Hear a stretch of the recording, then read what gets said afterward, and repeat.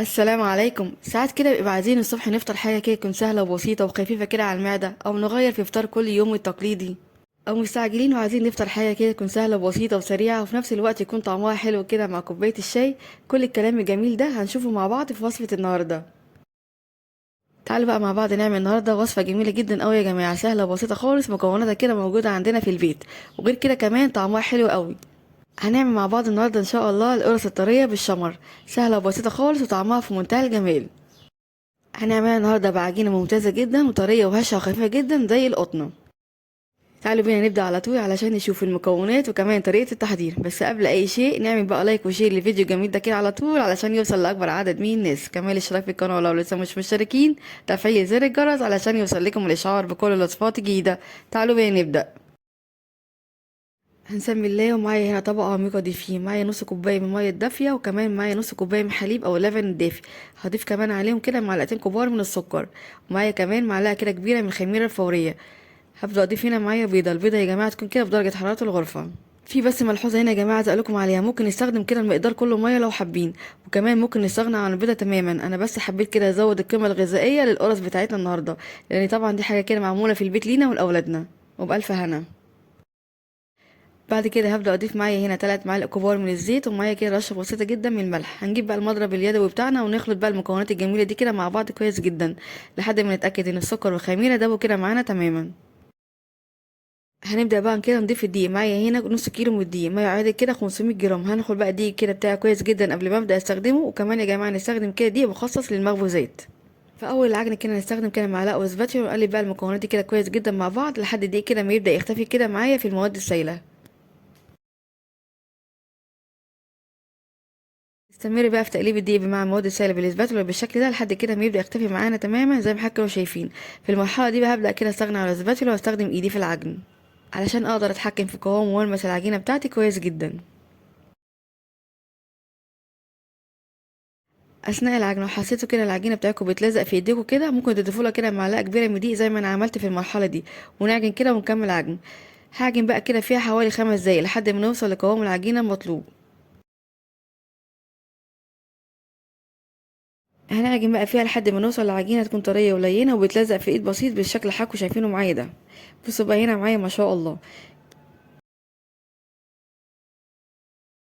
عجينه كده لينه وطريه وبتلزق في الايد بسيط كده معانا بالشكل ده. هنجيب بقى كده طبق تاني وندهنه كده معلقه صغيره من الزيت. الزيت هنا يا جماعه بيساعد كده العجينه بتاعتي مش تلزق في الطبق بعد التخمير. هدهن بقى الطبق بتاعي كويس جدا بالزيت بالشكل ده. بعد كده هنجيب بقى العجينه وندهن وشها كويس جدا بالزيت زي ما حضراتكم كده شايفين معايا.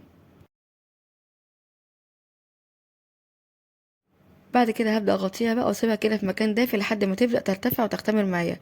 والمده هنا يا جماعه على حسب درجه حراره الجو عندك، وعلشان الجو اليومين دول حر جدا فهي مش هتاخد وقت معاك خالص في التخمير. ده كده هيكون شكل العجينه بعد ما اختمرت وارتفعت معانا بقت بالشكل ده بجد ما شاء الله. هنبدا بقى نفرغها من الهواء كويس جدا علشان نبدا نشكلها او نقطعها. بصوا بقى هنا معايا عجينه طريه ولينه وبتلزق في الايد معانا كده بسيط بالشكل ده. هنحطها بقى على الرخامه او سطح العمل علشان نبدا نقطعها كده كور صغيره. بس قبل ما ابدا اقطعها كده او اكورها كور صغيره هفردها بايدي بسيط بالشكل ده علشان في المرحله دي كده هنبدا نضيف لها الشمر. وده يا جماعه شكل الشمر معانا. هاخد كده منه حوالي كده معلقه كبيره وهبدا كده اضيفه لوش العجينه بالشكل ده، وابدا كده ادوس عليها او اضغط عليها بايدي بسيط زي ما حضراتكم كده شايفين معايا. انا حبيت اضيفه كده في المرحله دي علشان طبعا لو ضفناه كده في اول العجن كان هيضايقنا جدا واحنا بنعجن العجينه بتاعتنا. وبس كده بعد ما ضفنا بقى الشمر هنجيب بقى كده اي قطعه عندنا ونبدا نكور او نقطع العجينه بتاعتنا زي ما حضراتكم كده شايفين، واكورها كده بسيط بالشكل ده. نحاول كده على قد ما نقدر نعملهم كلهم مقاس واحد، ولو عندك ميزان تقدروا توزنيهم. كان حجم القطعة معايا هنا كده حوالي 60 جرام. طبعا لو حابين بقى تصغروا عن كده او تكبروا عن كده زي ما انتوا عايزين، الحجم ده كده كان مناسب جدا. وده كده هيكون شكل القطعة معايا بعد ما شكلتهم كلهم بجد ما شاء الله. نص كيلو دي عمل معانا الكمية دي كلها. هغطيهم بقى كده واسيبهم حوالي كده 10 دقايق قبل ما ابدأ اشتغل فيهم. وطبعا يا جماعه لازم نسيبهم كده يرتاحوا شويه علشان نعرف نفرد العجينه بتاعتنا او نفرد القرصه بتاعتنا كده بكل سهوله بالشكل ده. هبدأ كده اخد قطعة من العجين وابدأ افردها كده بايدي بشكل بسيط بالشكل ده او بالفرادة او اي نشابة عندي، ونحاول كده نفردها على قد ما نقدر بشكل دايرة علشان طبعا القرصة تطلع معانا كده منتظمة بعد التسوية. وعلشان احنا سيبنا القطع كده ترتاح معانا بشكل كافي فهي ما شاء الله بتتفرد كده معانا بكل سهولة.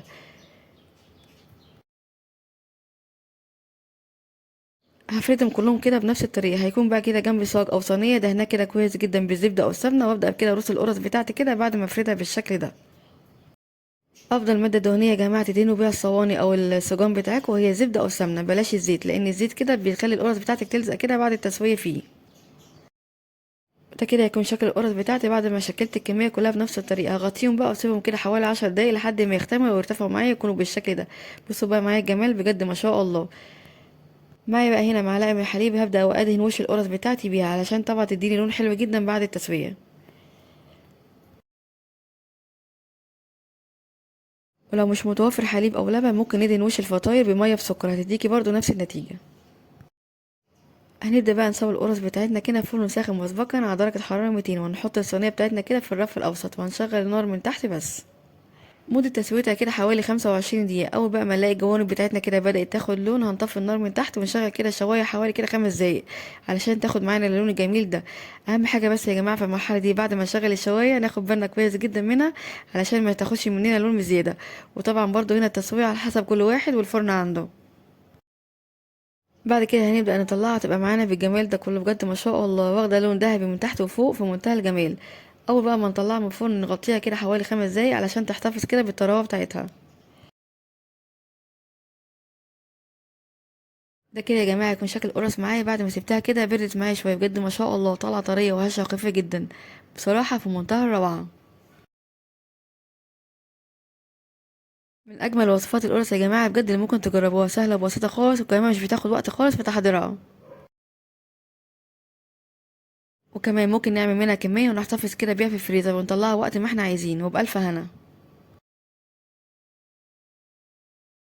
تعالوا بقى كده نفتح واحدة مع بعض علشان نشوف هي قد ايه طالعة كده هشة وخفيفة جدا معانا من جوه. بصوا بقى هنا معايا جمال ما شاء الله وكمان طرية جدا. احلى قرص يا جماعة بجد ممكن تجربوها في البيت وهتعملوها كمان احلى مليون مرة من بتاعة المخابز، وكمان نص كيلو دي هيعملكوا كل الكمية دي بجد ما شاء الله. وبكده نكون عملنا مع بعض النهاردة اجمل ولذ قرص بالشمر، مناسبة كده للفطار وكمان خفيفة كده على المعدة مع احلى كوباية شاي وبألف هنا. يلا بقى كده بسرعة جربوها ونفس الطريقة ونفس الخطوات وان شاء الله بجد هتعجبكم. هسيب ليكم مقادير الوصفة كلها مكتوبة في الوصف تحت الفيديو وبالهنا والشفا مقدما لكل هيجربها. وبكده اكون خلصت فيديو النهارده معاكم. اتمنى بجد فيديو النهارده وصفة النهارده تكون عجبتكم واستفدتوا منها. لو عجبكم بقى فيديو النهارده وصفة النهارده ما تنسوش بقى تعملوا لايك وشير للفيديو الجميل ده كده على طول علشان يوصل لاكبر عدد من الناس. كمان الاشتراك في القناه لو لسه مش مشتركين وتفعيل زر الجرس علشان يوصل لكم الاشعار بكل الوصفات الجديده. اشوفكم على خير ان شاء الله في فيديو جديد. مع السلامه.